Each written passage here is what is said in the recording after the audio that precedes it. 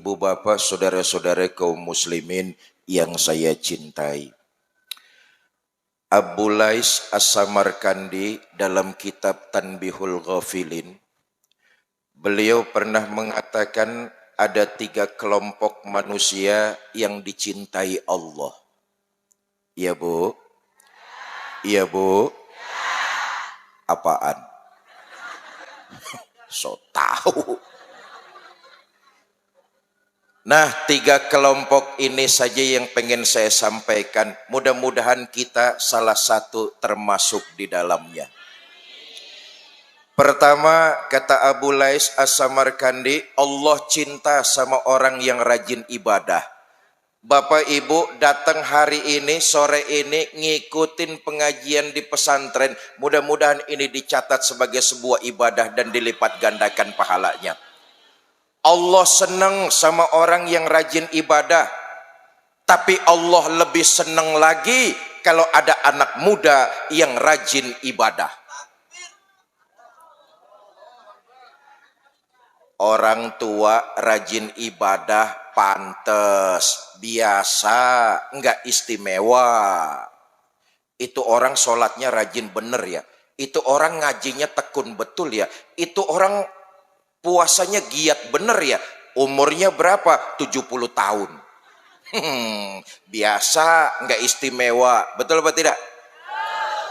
Tapi kalau ada anak muda, ibadahnya luar biasa, ngajinya tekun, bergaul dengan para ulama, darahnya masih panas, tapi dia sanggup menyalurkan itu di jalan Allah. Anak muda kayak begini, Allah senang betul. Karena itu saya titip pesan, anak-anak saya, adik-adik saya, para remaja, para pemuda, khususnya desa Perina ini ya. Dan khususnya anak-anak saya para santri, remaja dan pemuda santri Nurul Ittihad. Mumpung kalian masih remaja, mumpung kalian masih muda, gunakan masa muda kalian itu untuk memperbanyak ibadah. Salah satunya apa? Timbaknya ilmu sebanyak-banyaknya di pesantren ini. Dan perlu saya titipkan pesan ini, kalian anak-anak saya yang sekolah di madrasah, khususnya sekolah di pesantren ini, banggalah kalian jadi seorang santri.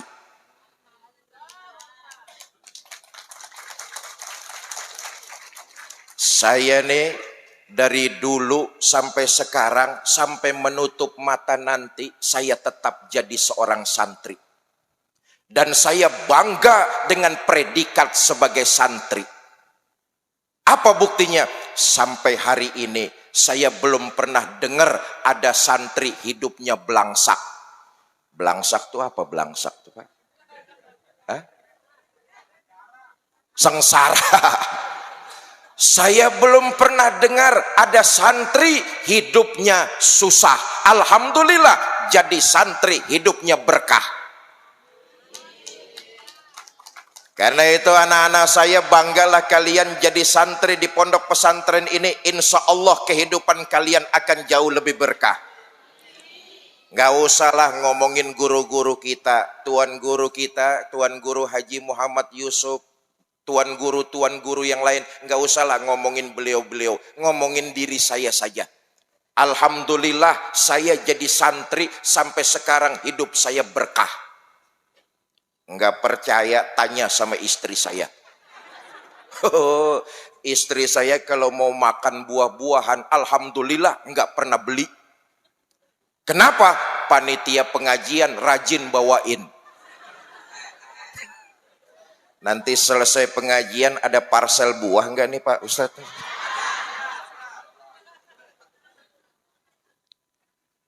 Bapak Ibu saudara-saudara, Allah senang sama orang yang rajin ibadah, tapi Allah lebih senang lagi ada anak muda yang rajin ibadah. Nah kita lihat, saudara jangan lupa, yang Allah senang, iblis bencinya luar biasa. Dengan berbagai macam cara, iblis selalu ingin menggagalkan dan menjerumuskan manusia, termasuk anak muda yang rajin ibadah. Awas, hati-hati nih. Iblis itu jago strategi, ahli manipulasi. Barang yang baik dibilang bagus, barang yang bagus dibilang baik. Itu ahli strateginya iblis tuh. Termasuk sama anak muda yang rajin ibadah, iblis bencinya setengah modar. Setengah apa? Setengah mati. Nih, saudara nih, siang ini, sore ini hadir di Pondok Pesantren Nurul Ittihad. Apa dipikir iblis seneng? Oh, bencinya bukan main iblis. Enggak terasa dari kita di rumah, iblis sudah godain, bisikin hati kita. Kata iblis, ah ngapain hadir di pesantren, ikutin pengajian. Udah di rumah aja lah, cucian lagi banyak. Betul apa tidak? Iblis ingin menggagalkan niat ibadah kita tuh. Saudara jihad lawan godaan iblis. Enggak, saya mau datang ke pesantren, mau ikutin pengajian tablik akbar. Saudara datang deh ke pengajian. Bu, jangan dipikir di pengajian itu daerah bebas zona iblis. Justru di pengajian iblisnya gemuk-gemuk. Sampai pengajian hati kita digoda lagi sama iblis. Kata iblis, ya udah kamu datanglah ke pengajian. Nanti sampai pengajian kamu ngobrol aja ngobrol. Ngomong aja ngomong. Ustadznya, tuan gurunya jangan didengerin. Iblis. Oi. Iblis, oi.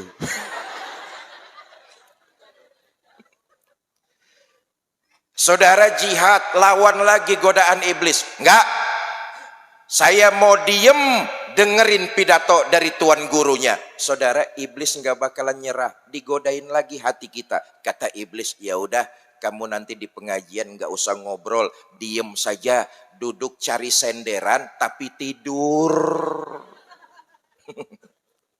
Dengan berbagai macam cara, iblis selalu ingin menggagalkan niat ibadah. Apalagi kalau ada anak muda, oh iblis tuh gerusak-gerusuk loh. Diceritakan dahulu ada anak muda rajin ibadah, ganteng. Bu, kalau ada anak muda ganteng rajin ibadah, ibu seneng apa enggak? Allah seneng bener sama hambanya yang kayak gini-gini. Hoi. Ada anak muda ganteng rajin ibadah, santri cepet-cepet pungut jadi menantu. Anak muda kayak begini Allah seneng. Iblis laknatullah alaih paling gak seneng. Diatur rencana, diatur strategi, iblis menggoda anak muda ini. Bagaimana caranya? Bermacam-macam tipu dan daya serta upaya. Satu hari anak muda nih yang rajin ibadah jalan di pinggiran. Di jalan raya kenalanlah dia dengan seorang gadis cantik jelita. Dari ngobrol di pinggir jalan pindah ngobrol ke dalam rumah. Dari ngobrol di dalam rumah pindah ngobrol ke dalam kamar. Cie dengerin dulu lah. Begitu di dalam kamar, pintu ditutup, dikunci, kuncinya dicabut oleh wanita tersebut. Anak muda kita yang rajin ibadah gelagapan. Gelagapan itu apa bahasa Lomboknya gelagapan? Bingung, gugup, bleger, leger.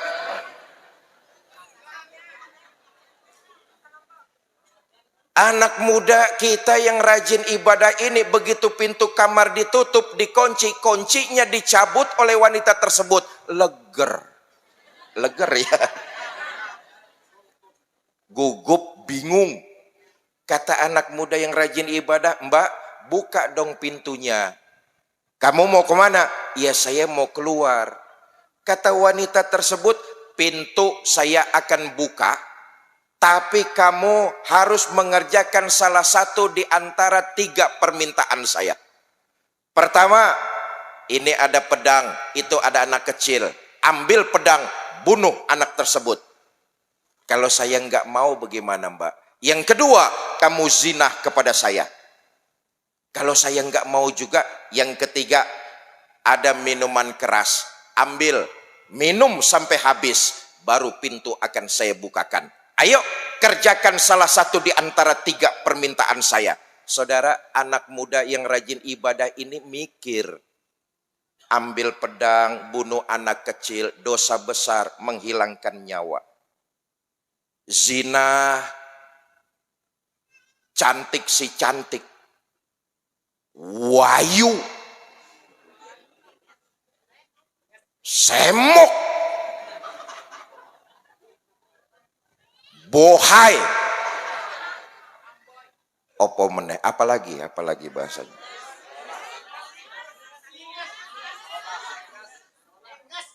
Pinet.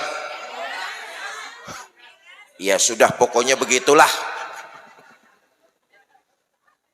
Zina ini merusak martabat orang, hukukul adami, dosa besar. Nggak mungkin saya kerjakan perbuatan itu. Anak muda kita ini berpikir, ini ada minuman keras nih, nggak ada hubungannya sama orang lain. Kalau saya membunuh, menghilangkan nyawa, dosa besar. Kalau saya berzina, hak orang lain, martabatnya saya rusak, itu dosa besar. Nih ada minuman keras nih, yang mabok saya, yang beli saya, yang ngerasain pusing saya, nggak ada urusan sama orang lain. Apa yang terjadi? Minuman keras diambil, ditenggak sampai habis. Saudara, nggak perlu waktu lama. Minuman keras ini merasuki akal pikirannya. Dia ambil pisau, dia bunuh anak tersebut, lalu dia nodai gadis itu juga. Hampir bersamaan 3 dosa besar dia kerjakan karena pengaruh minuman keras dan narkoba. Karena itu saya titip pesan adik-adik saya, para remaja, para pemuda, khususnya umumnya. Iya, anaknya panas sekali Bu. Kasih air dulu itu. Repot pidato kalau ada saingan, repot urusannya. Nah, karena itu saya ingin titip pesan adik-adik saya, para remaja, para pemuda, umumnya pemuda desa Perina. Saya cuma ngetes, saudara dengar apa enggak? Adik-adik saya, para pemuda desa Perina, para pemuda, jauhkan minuman keras dan narkoba. Jangan karena kesenangan sesaat kalian terjerumus di situ, mengorbankan masa depan kalian yang sudah pasti. Kami yang tua-tua menaruh harapan banyak di atas pundak kalian.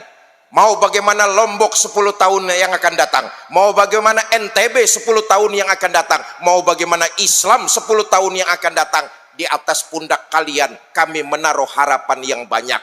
Jangan korbankan masa depan kalian. Jelas? Jelas? Lagian mabok-mabokan, minuman keras itu budayanya orang luar. Mabok-mabokan itu budayanya orang luar, bukan budayanya orang Lombok. Kita sebagai daerah pariwisata yang enggak apa-apa, tapi kita harus punya prinsip. Makanya saya dari tahun 80-an, abah saya ini sudah masuk Lombok, Nusa Tenggara Barat, bahkan ke Sumbawa, ke Mataram, sampai ke Bima. Dengan orang-orang Lombok, dengan orang-orang NTB punya ikatan emosional. Tahun 80-an, fotonya tadi disampaikan oleh salah satu tokoh kita tuh. Tahun 1980-an ada orang NTB yang puncak karir birokrasinya di Jakarta, jadi orang hebat di Jakarta Selatan. Waktu itu beliau jadi wali kota tahun 80-an. Sejak saat itulah Allah yarham Kiai Zainuddin MZ diajak sama beliau ngiter masuk ke Lombok, Mataram, Sumbawa sampai ke Bima. Orangnya Bapak Haji Harun Ar-Rasyid. Tuh yang ngajak beliau pertama menginjakkan kaki di daerah Lombok nih, NTB, Pak Haji Harun Ar-Rasyid. Waktu itu puncak karirnya di Jakarta, beliau jadi wali kota Jakarta Selatan. Bapak saya Allah yarham Kiai Zainuddin MZ. Oi, oi, bapak saya. Oi, bapak saya. Saudara kenal sama Kiai Zainuddin? Kenalan di mana saudara? Kenal.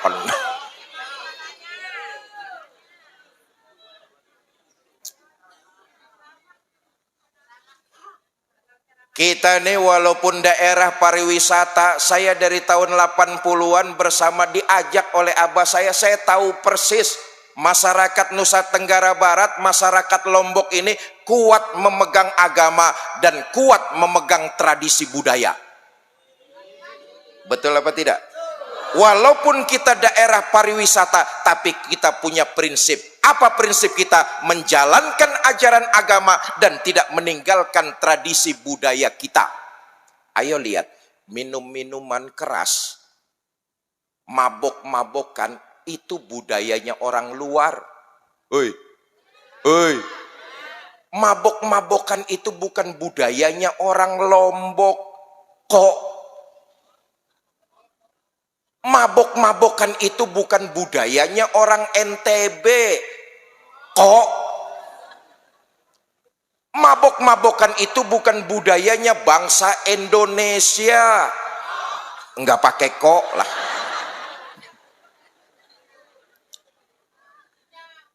Mabok-mabokan itu budayanya orang luar. Orang luar mabok pantes, namanya juga bagus-bagus. Michelle mabok pantes, David mabok pantes, Bram mabok pantes, makanannya enak, hamburger, McDonald's, spaghetti, hotdog, muntah yang keluar keju. Orang desa Perina namanya Udin mabok. Ada Udin di sini, ada. Makanannya cuma pecel doang sama urap. Begitu muntah, saya yakin yang keluar toge itu.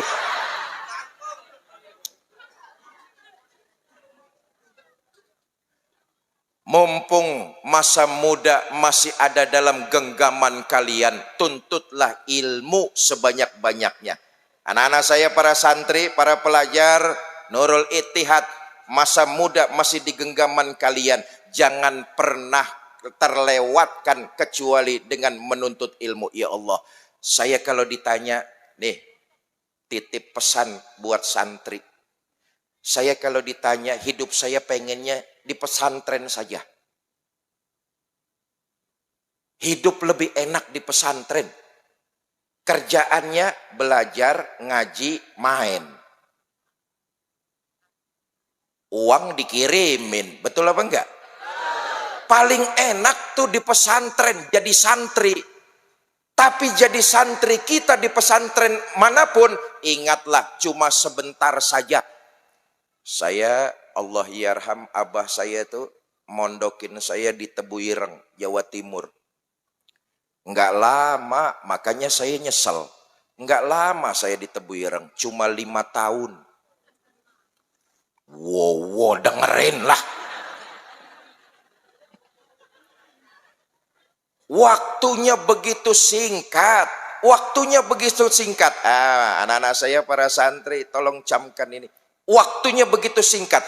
Kalian menyelesaikan sanawiyah, ibtidaiyah, sanawiyah, dan aliyah. Cuma 6 tahun kalian di pesantren.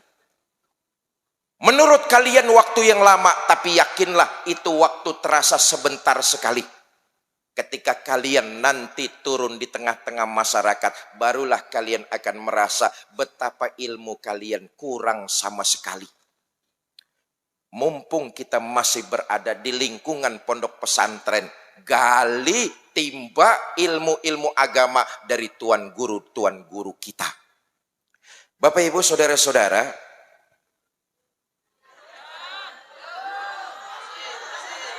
Saya cuman ngelihat jam doang lah. Mohon maaf, ini harus berbagi karena memang ba'da asar ditunggu kajian di daerah kota sampai nanti ba'da isya. Ini hari terakhir saya safari dakwah di kota Lombok. Hari ini dimulai tadi duha ada 4 kajian. Ini yang kedua ba'da asar di kota Mataram. Lalu malam nanti sama masih di Mataram juga. Bapak Ibu, saudara-saudara, 4 hari saya di sini memang harus membagi waktu sebisa mungkin.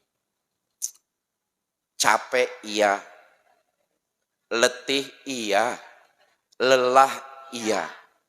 Tapi saya diajarkan abah saya dulu. Ternyata semua ajaran-ajaran abah saya referensinya adalah nilai-nilai ajaran agama. Hadis baginda kita Nabi besar Muhammad sallallahu alaihi wasallam. Ketika saya mondok di Tebu Ireng, saya tahu semua referensinya adalah kitab-kitab salafiyah. Referensinya adalah kitab-kitab klasik, kitab-kitab kuning. Dulu saya diajarin gini sama abah saya, Fikri, kalau kamu ketemu sama keluargamu kaum muslimin dan muslimat, enggak perlu gengsi, mintalah doa sama mereka. Karena kamu enggak tahu dari mulut siapa doa itu tembus diijabah oleh Allah. Artinya saya disuruh silaturahmi. Oi. Inilah keutamaan silaturahmi. Kalau letih iya, lelah iya. Tapi dengan silaturahmi sore ini, alhamdulillah letih dan lelah saya hilang. Dengan silaturahmi yang jauh akan terasa dekat.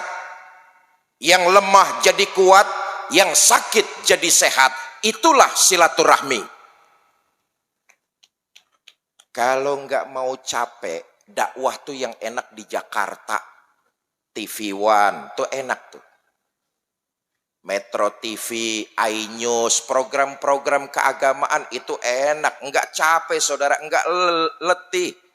Saya cuma rekaman di studio, 20 menit ngaji, ditayangkan se-Indonesia orang pada denger. Betul apa enggak? Yang kedua, amplopnya gede.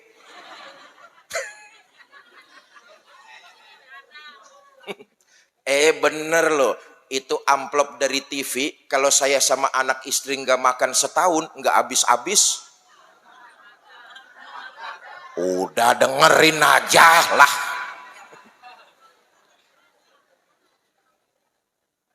Bapak Ibu saudara-saudara, saya harus berbagi waktu silaturahmi kita ini mudah-mudahan membawa keberkahan. Saya terusin, yang kedua Abu Lais As-Samarkandi mengatakan Allah cinta kepada orang yang rendah hati. Allah senang sama orang yang rendah hati. Agama mengajarkan dan menyuruh kita untuk terus menjadi hamba yang rendah hati. Enggak melonjak menjadi manusia yang sombong. Lagian apa yang mau kita sombongkan? Dalam hidup ini semuanya milik Allah. Betul apa tidak?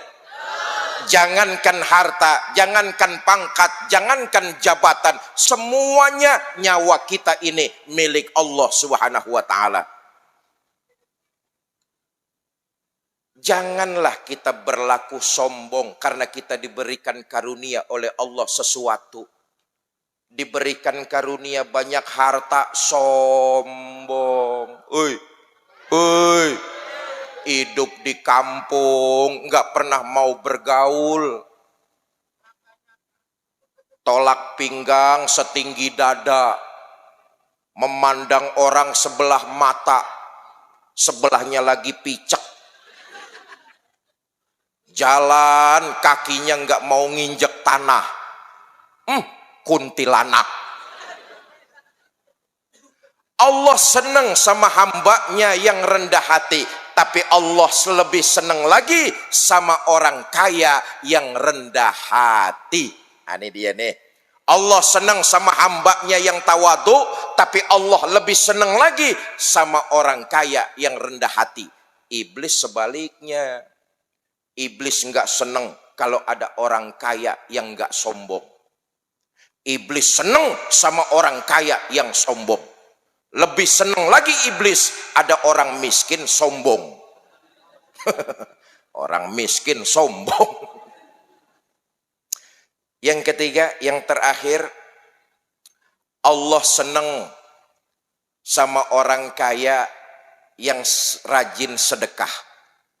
Allah seneng tuh. Kenapa? Dengan kekayaannya orang itu sadar mau membantu dan berbuat untuk sesama. Allah senang sama orang kaya yang rajin sedekah. Tapi Allah lebih senang lagi kalau ada manusia hidup biasa-biasa tapi gemar bersedekah. Bu, kita lihat sekarang. 5.000 rupiah yang disedekahkan oleh orang kaya dengan 5.000 rupiah yang disedekahkan orang-orang biasa nilainya sama, betul apa tidak? Tapi boleh jadi keutamaannya lebih besar orang-orang yang biasa. Kenapa? 5.000 rupiah buat orang kaya itu tidak bernilai, tapi 5.000 buat orang yang biasa, dia untuk menyambung kelangsungan hidupnya, tapi dia sanggup membantu orang lain dengan uang 5.000 rupiah. Karenanya pantas kalau Nabi mengatakan kepada kita, amalan sedekah yang kita lakukan di alam dunia penerang ketika kita nanti masuk ke dalam kubur. Nih semuanya nih bakal penghuni kubur nih. Betul apa tidak? Penghuni kubur. Semua kita pasti bakalan mati masuk ke dalam kubur, benar? Ibu yang di depan saya bakal mati apa tidak? Mati. Bapak-bapak yang di belakang saya mati apa tidak? Mati. Kades mati apa enggak? Saya yang lagi duduk di sini bakal mati apa tidak? Mati. Kita nih bakalan jadi penghuni alam kubur. Maka kata Nabi, di alam kubur yang menerangi kita itu cuma lentera amal sedekah kita. Ustadz, saya mau ikut 1 juta Ustadz sedekah, insya Allah kuburannya terang, lampunya patromak. Ustadz, saya ikut Ustadz sedekah 100.000, insya Allah cahayanya lampu teplok. Ustadz, saya ikut sedekah 10.000 Ustadz, insya Allah cahayanya lilin. Ustadz, saya ikut 5.000 Ustadz, pentol korek. Amalan sedekah yang kita lakukan di alam dunia jadi penerang di alam kubur buat kita masing-masing. Bu. Nah, mari sama-sama kita perbanyak nilai-nilai amalan-amalan tersebut, karena memang akan kembali buat diri kita. Saudara mau alam kuburnya terang? Yang jawab 30 orang. Ibu bapak mau alam kuburnya terang? Mau bersama saya ikut sedekah? Bawa uang berapa? 5.000.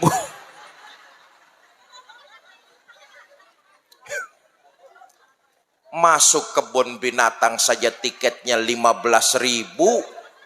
Itu lihat monyet. Lihat Fikri Zainuddin MZ 5.000. Mahalan monyet ketimbang saya.